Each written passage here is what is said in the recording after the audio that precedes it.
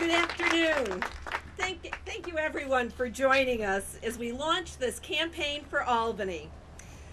First, Alana, thank you for being here with me today and for all those lovely words.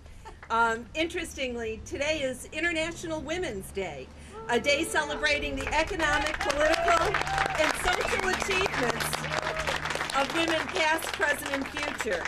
So in addition to my mother's pride in having my daughter introduce me today, it takes on sort of a global importance. I'm also joined here today by my husband, John Wellspeak. Our son, Devin, is Skyped in from Beijing, China. He is studying abroad for a year. My mother-in-law, Dot Wellspeak, is here, and my sisters and John's sisters and our nieces and nephews. I have been blessed by both the family that I was born into and the family that I married into to have seemingly bottomless wells of love and support, and I can't thank all of them enough for all that they do for me. We're also joined by many friends and neighbors, people who work hard every day to make our city better. Your support's important to me, and I'm grateful that you're all here. I want to say a particular thank you to Nancy Kupiak, the owner of the Midtown Tap and Tea Room. She exemplifies the type of small business owner that helps our city neighborhoods thrive. Yay, Nancy. The gathering here really speaks to what Albany is all about. Whether you were born to Albany or were adopted by it, it's a city that's a hometown. It's a city defined by its people, its families, and its neighborhoods. Families and neighborhoods have a lot in common. They both have strong roots in their own traditions and an eye on the future. They both are parts of extended communities that appreciate their uniqueness, support their efforts, and celebrate their successes. And like families, especially mine, our neighborhoods have strong opinions. Opinions they are not shy about expressing. Our neighborhoods want a city whose government is open and accessible to everyone, not just insiders. They want a city where their citizens have a strong voice in their government. They want a city that uses its resources to make those neighborhoods better.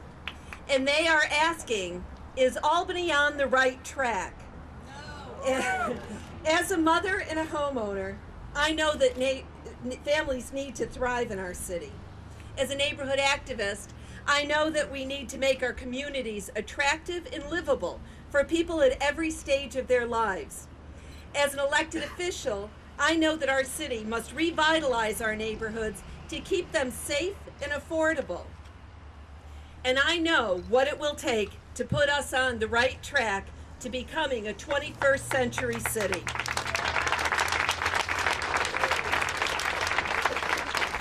That's why I'm running to be your mayor, the mayor of the city of Albany.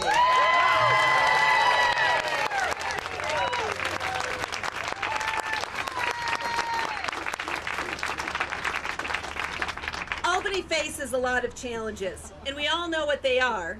We know from a lot of experience what they are because they haven't changed in the past 15 years of the current administration. We need change. We need to run things differently. We can't afford to wait another 4 years. In recent months, we have been numbed by story after story of the special favors given to the well-connected, often at the expense of the Albany taxpayer. It has shed light on two problems. First, we must clear the pay-to-play atmosphere that has engulfed our city. Absolutely. Second, we must fix a system of government that lacks the checks and balances necessary to prevent this kind of favoritism. Let's be clear about how money is spent in this city. Let's be open about who is awarded city contracts and purchasing agreements.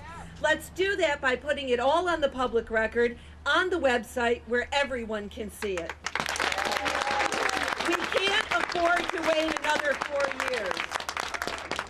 We need to give our citizens a voice in their government, giving them a clear way to participate in how their tax dollars are spent. There's a sign in front of the mayor's office. You must have an appointment. Appointments are made by phone only. And then in big type, and underlined, no walk-ins. Mr. Mayor, I challenge you to take down that sign. That symbol of a locked door government. Because I assure you, it will be gone on January 1st. Let's open up City Hall to the people who own it. It's our city. It's our City Hall. We can't wait another 4 years.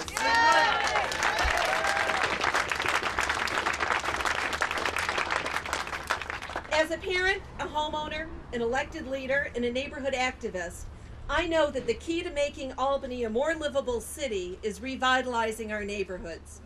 We need strict code enforcement in every part of the city and for every property owner. We cannot allow abandoned buildings to slowly choke the life out of our communities and add to the taxpayers' burden. We need to encourage the growth of small businesses that give neighborhoods like this one their character and attraction. We cannot allow neighborhood development to be sold off to the highest contributor.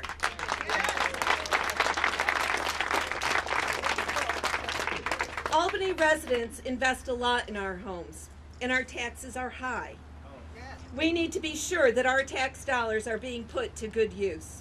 We need a systematic plan for rebuilding and maintaining vital infrastructure like water and sewer systems and roads and sidewalks. One that is driven by need and condition, not by political favoritism or the squeaky wheel complaint system. And we must reduce the cost of government in this city. That means smaller government.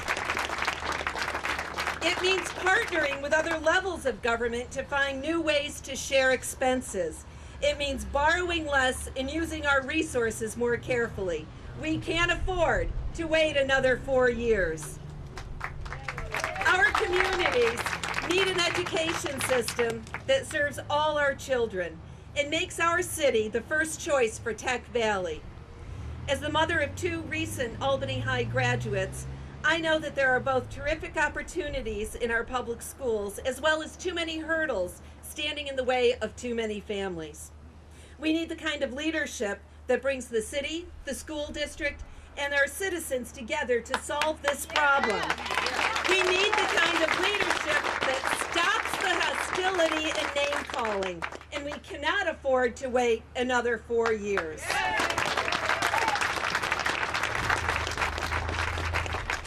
Most of all, we need our citizens to feel safe in our neighborhoods, in our schools, and across the city.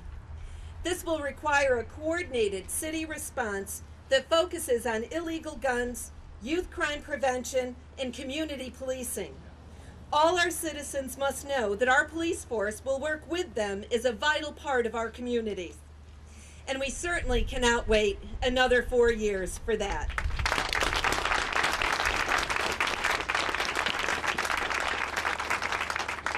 Across the city, Albany citizens have worked hard to revitalize our communities. They put countless hours of their time and so much of their talent and expertise into making our city a better place to live. Why? Because they have a vision for our city, a vision that I share, a vision I want to make a reality. I see a city where an open and transparent government is not afraid to give its citizens a strong voice. I see a city where people feel safe on the streets and in their schools. I see a city where people want to make a home and children want to come back to. With your help, with your support, we can put our city on the right track. We can make Albany the city we know it can be. Thank you all.